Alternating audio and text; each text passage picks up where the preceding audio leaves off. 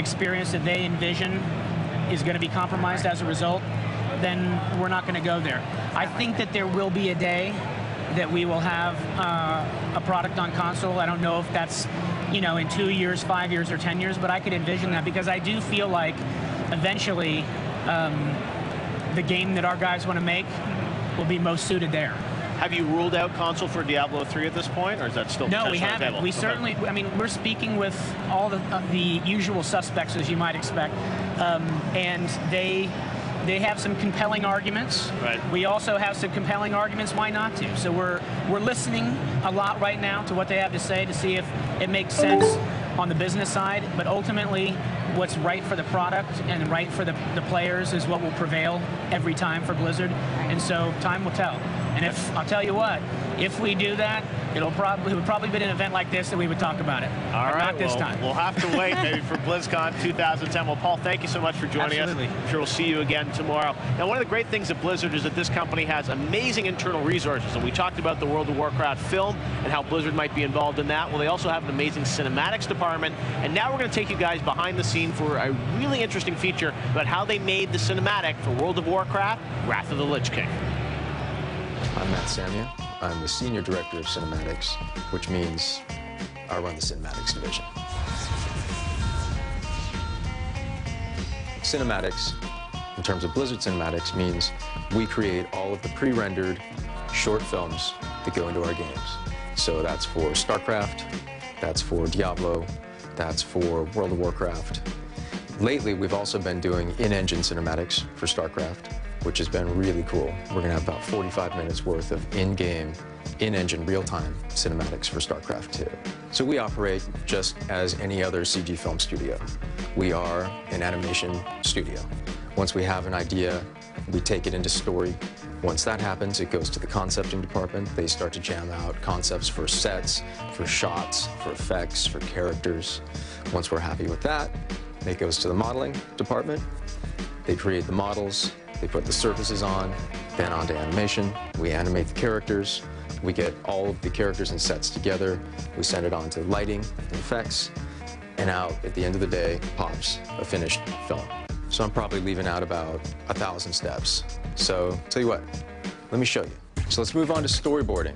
This is where the scripts, the initial ideas all come together and take shape as a film. This is where we get our first look at what a movie's actually going to be in 2D. This is Mark Messenger. Mark Messenger is one of our storyboarders, and he is also directing the newest WoW intro. This is Kerrigan doing Battle with the Zerg. This is her stomping on the new Gettysburg sign and sliding into home plate, decloaking, as it were, and taking out a lot of Zerg. So we've got a lot of layers here. Okay, this is the Conceptors bullpen. This is where the ideas for characters, sets, shots, effects come from. Comes out of these guys' crazy heads.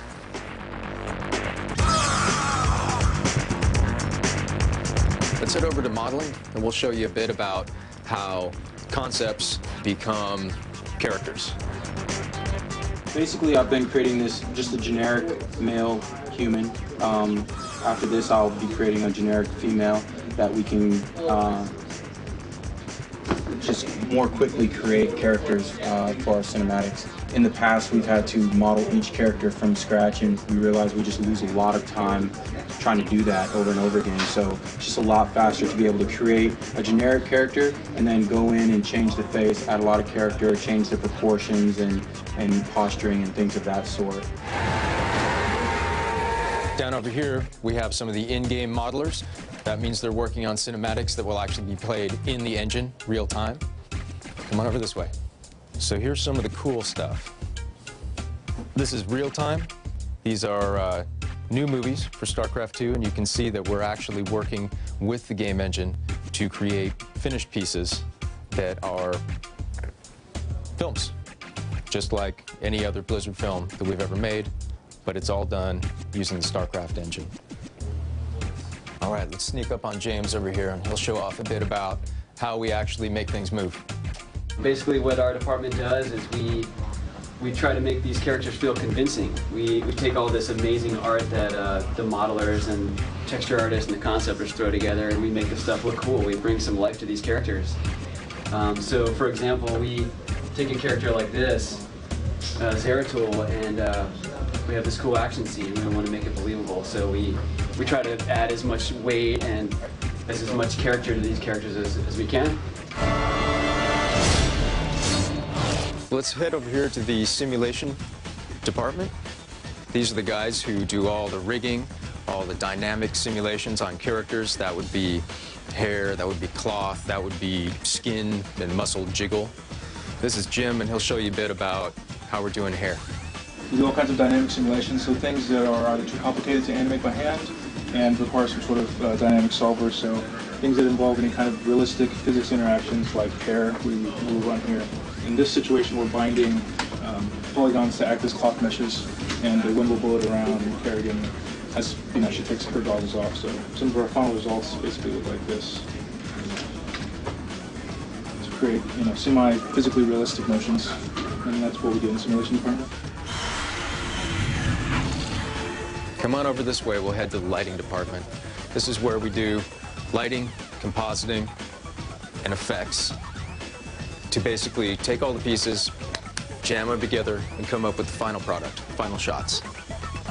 A lot of what we do is to make it look as cool as possible. So what we're starting to do is comp in some atmosphere. So we create this light ray, bring it into 3D space, drop it in, use a depth pass, and we do that with all kind of atmosphere just to liven it up, make it look as cool as possible. So as you can see, there are a lot of people who put a lot of time, effort, and energy into creating these films. In fact, it usually takes a good year to produce, say, one of these, an intro for World of Warcraft. So, thanks for playing. We got to get back to work. We'll get back to you at Blizzcon. And that was a look at the Blizzard Cinematics department. Does some amazing work, and now they're doing it in-game for StarCraft 2 as well, which they mentioned in the piece. They're doing 45 minutes of in-game cinematics for StarCraft 2. It's absolutely crazy, and I mean, the amazing thing about the cinematics department at Blizzard is that when a lot of new characters are being developed or monsters are being developed, it actually starts in the cinematics department very often. So they have an incredible impact on what actually happens in the game. It's just not about the cutscenes. Interesting. Good to know. All right, well, we'll hear more from their cinematics department a little later on in the show, but right now we're going to Twitter because we're interacting with you guys, the viewers all around the world. And if you want to contact us, you can get us on Twitter. I'm at Jeff Keighley. We have at the DTV for DirecTV, and also at Cat Hunter. So send us your questions. And right now we're actually going to go to a question here on my Twitter page, and we're going to see the first question here comes from comes from Julie Cater. It says, on how many games is Blizzard currently working right now? Well, we just talked to Paul Sands, and it sounds like it's going to be 4 games, right? 4 plus BattleNet, which they seem to consider a game. Yeah, so they've got World of Warcraft. We Right. heard about the Cataclysm expansion. Exactly. They've got StarCraft 2 in development. They've got Diablo 3. And then finally this mystery, massively multiplayer game. MMO, which it sounds like we're not going to hear anything more about this year at BlizzCon, which was a big question we all had, was where are we going to get more details? But What we're is not. the speculation in the fan community about what that game might be, Kat? You know, a lot of people are wondering if it's a StarCraft MMO. Okay. I mean, if they're going to stick with their original IPs, but then, you know, there's also been a lot of rumors that it's absolutely going to be a new IP. So, you know, who knows at this point? They've been pretty tight-lipped about it. And sometimes with Blizzard, they seem to announce these games, and you know, like Warcraft Adventures or StarCraft Ghosts, they'll announce a game and they won't even ship it if they don't think it's going to be good enough. So I'm sure they're being somewhat cautious now. Yeah, I think what's going to happen. I think after Ghost Weekend, they're going to make sure that until they know the game is right, they're not going to talk about it.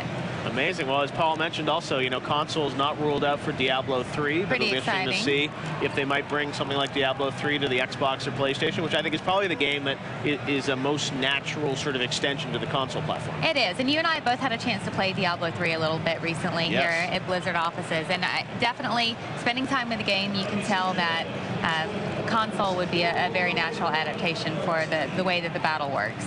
Maybe at BlizzCon 2010. All right, well, let's go back here to the Twitter and see what some other folks are saying about it.